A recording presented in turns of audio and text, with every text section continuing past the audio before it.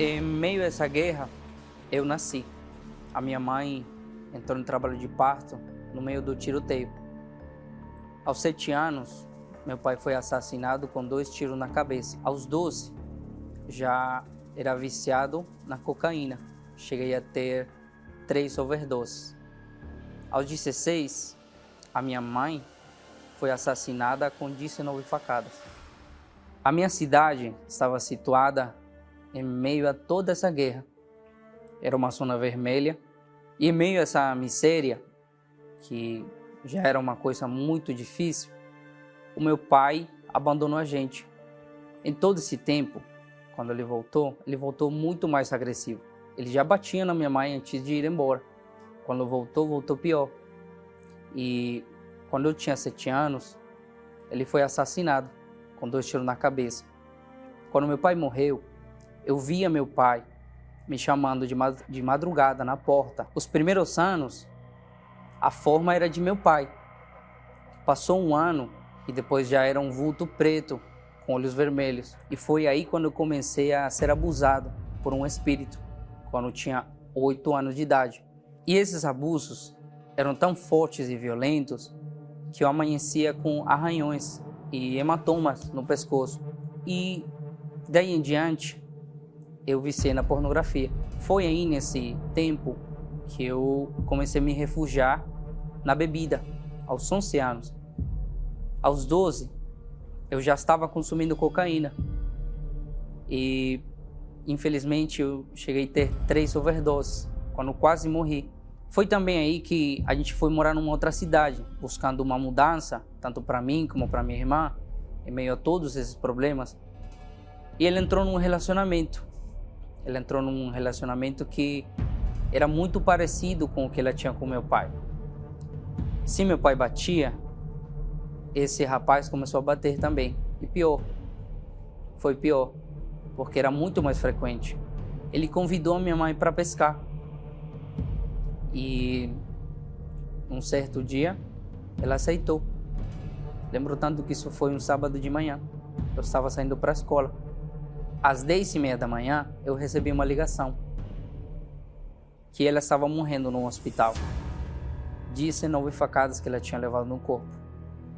Ela tinha os braços cortados, o pescoço também estava cortado de um lado ao outro. Os médicos tentaram fazer de tudo para salvar a vida dela, mas 6 dias depois de ela dar entrada na UTI, ela veio falecer. E foi aí quando eu me aprofundei mais, muito mais, nas drogas. Eu frequentava muito bordeles, lugares de prostituição. Eu cheguei a ser tão viciado no sexo que também cortejava as namoradas dos meus amigos, dos meus próprios amigos, dos que andavam comigo. E foi aí quando eu conheci a minha atual esposa. No início também, no relacionamento, era bom. Nós éramos felizes, do nosso jeito, claro. Nós estávamos os dois nas drogas, eu na cocaína e a bebida, e ela na maconha, nos ácidos, no crack. Eu, naquele tempo, já estava querendo mudar. Eu já queria mudar. A gente já tinha 1 ano e meio juntos, quando ela adquiriu uma infecção no pulmão que afetou 80% do pulmão dela. Quando ela adoeceu, eu me separei dela. A gente brigou um dia muito feio, que chegou até o conhecimento da mãe dela, da minha sogra, e a gente se separou. Foi aí quando a minha sogra decidiu enviar a minha esposa para outro país, que foi aqui, no Brasil. Quando a minha esposa veio para o Brasil, ela tinha 5 dias aqui. Lembro tanto que a gente fez uma videochamada. Eu vi ela diferente. Me interessei. Mas a gente continuou falando, até que chegou uma hora que ela falou assim: "Ô Elias, eu não vou voltar mais para a Colômbia." Eu, como assim? Por quê? Porque eu conheci Jesus. Eu lembro que eu ri. Eu ri, perguntei para ela, mas como assim, Jesus, um homem ou o Filho de Deus? Ele falou, não, Filho de Deus.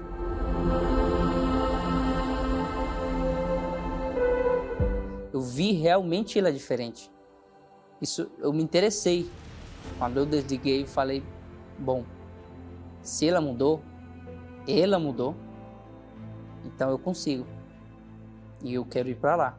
Já na chegada aqui ao Brasil, eu fui abençoado. Eu fui muito bem recebido por uma parente da minha esposa, que é a tia dela. A gente chegou a morar com ela 3 meses. E nesses 3 meses, ela tomou essa responsabilidade de trazer a gente para a igreja. Com 4 dias de igreja, eu me batizei e abandonei tudo. Parei de assistir pornografia e a masturbação também, deixei isso. Não consumia mais drogas, nem bebia. Foi ali quando, depois de tantas vezes que eu ignorei querer ir à frente do altar, eu fui. E aquele dia que eu fui, eu me ajoelhei na frente do altar e eu falei para Deus que eu já não queria essa mágoa, essa dor, aquela tristeza, essa ira descontrolada. E aquele dia terminou. Aquele dia eu me senti em paz. Tempo depois veio a Fogueira Santa de Israel. Eu queria mais daquilo que eu tinha recebido tempo atrás. Aquele dia que eu me ajoelhei. Eu queria mais, porque não me bastava, porque se antes eu fazia de tudo para sentir prazer, então assim mesmo eu queria para essas coisas boas que eu estava experimentando, que nunca tinha tido essas experiências. Eu fui para o altar. Eu peguei todo o meu salário de um mês e coloquei no altar. E Deus também me mostrou que eu devia entregar o orgulho, a dúvida, o medo, a ira, tudo isso que estava preso dentro de mim. Não só bastava o sacrifício, mas também teria que estar acompanhado disso que ainda fazia parte do Brandon Elias. Eu passei pelo altar, deixei o meu propósito com fé e um tempo depois, e estava falando inclusive com minha esposa na sala de casa, que eu estava querendo o Espírito Santo, que eu queria isso dentro de mim. Depois de ter falado com ela, eu fui fazer uma oração no quarto e eu me derramei. Eu falei com Deus. Eu não entendia muito bem como fazer isso. Tinha tempo já tentando de uma forma ou de outra e não tinha conseguido. Aquilo que o pastor falava, aquilo que eu via no pastor lá em cima do altar, aquilo que eu via na minha esposa, porque a minha esposa já tinha recebido o Espírito Santo. E aquele dia eu recebi, nessa oração no meu quarto.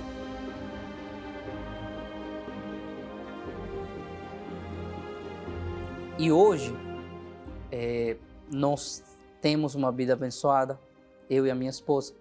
Somos felizes, nós dois. Tudo mudou. Dentro de casa já não tem mais brigas. Ninguém se agride. Nós fazemos parte de um grupo da igreja, da EVG. Nós somos evangelistas. Além da felicidade e além do Espírito Santo, Deus deu para a gente uma empresa. Nós aperturamos uma empresa. E hoje nós podemos dar esse tempo para Deus.